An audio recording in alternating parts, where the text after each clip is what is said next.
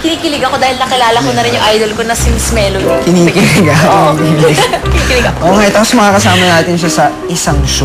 Oo nga. Alam mo, sobrang thankful ako dahil ang daming blessings na dumarating sa atin ngayon. Thank you, Kuya Win. Alam mo, alam naman namin na kung hindi dahil sa'yo, hindi namin mararating to ngayon. Talaga? Kaya kayong dalawang pakabait kayo. Oo naman. Mabait naman kami Naku! Baka mamaya pares kayo sa mga pasaway ng mga artista dyan. Na masyado nagmamadali, hindi makapagpigil. Pagkatapos maaga nabubuntis, maaga nag-aasawa. Hindi mangyayari sa amin. So ano nangyari? Wala nang karir. Kaya talaga, Kuya Win. Kung ano yung iniisip niyo? Mangyayari sa amin yun. Dapat lang. Kasi hindi naman lahat ng tao nabibigyan ng pagkakataon kagaya sa inyong dalawa. Alam naman namin. Kaya alagaan yung mga karir nyo, ha? Opo. Umina kayo. Maaga kayo sa pictorial bukas sa bagong yung show. Sige po. Okay. Sige. Bye-bye po. Salamat. O diretso uwi, ha? Baka mamaya kung saan pa kayo pupunta sa mga liku-liku dyan. Kayo talaga, Kuya Win. One more. Okay. Okay, perfect. Next. Okay na. Ano ka na, Melody?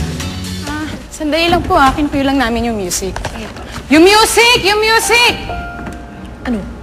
Cute mo na, babe. Sus. Melody ang cute ni Demi, na? Mas cute ka. Di ba, Ate Melody?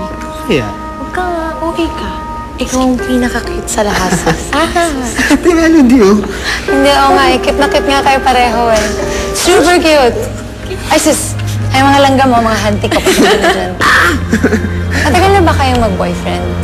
Opo, Ate Melody. Simula nung prep, nagkakilala kami at nung agawin niya yung ice cream ko, dun kami nagkakilala. Diba? Ice cream.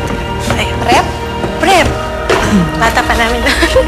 Oh, ate, kasi mag-best friends kasi yung parents namin. Kaya prep pa lang kami magkaklase na. Crush ko siya nun kaya inagaw ko yung ice cream niya. Ako naman, grade 3 ako. Naging crush ko siya. Nagkakikilig. Grade 3 ba? Grade 3. Tapos, yung grade 6, niligawan niya ako. Sinagot ko siya ng grade 7. Tapos, kami na ever since. Ang cute naman ang love story niyo. Parang naniniwala na tuloy ako na may mga tao talagang ipinanganak para sa isa't isa. Meron talaga, Ate Melody. Meron kang soulmate. Yung taong may hawak ng kalahati ng puso mo. Kung hindi mo pa yung nakikita ngayon, I'm sure makikita mo rin yan. Parang ito, sa Joe, siya na talaga yung lalaking minahal ko ever since. Diba?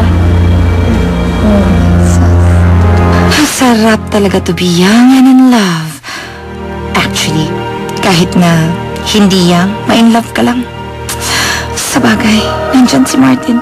Siya na nga kaya ang soulmate ko. Ay, ano ba yan? Mga bagets? PG to, no? Guys, kayo na yata ang next na magre-rehearse. Ay, ready? Start! Ano bang gagawin ko sa dalawang to? Naku, mahanap na nga ang soulmate ko. Martin? Yo! Martin? Martin? Bye, Ate Melody. See you tomorrow. See you tomorrow. Bye!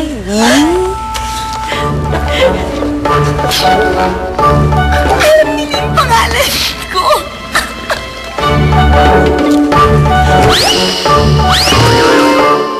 Alam niyo yung pangalan ko.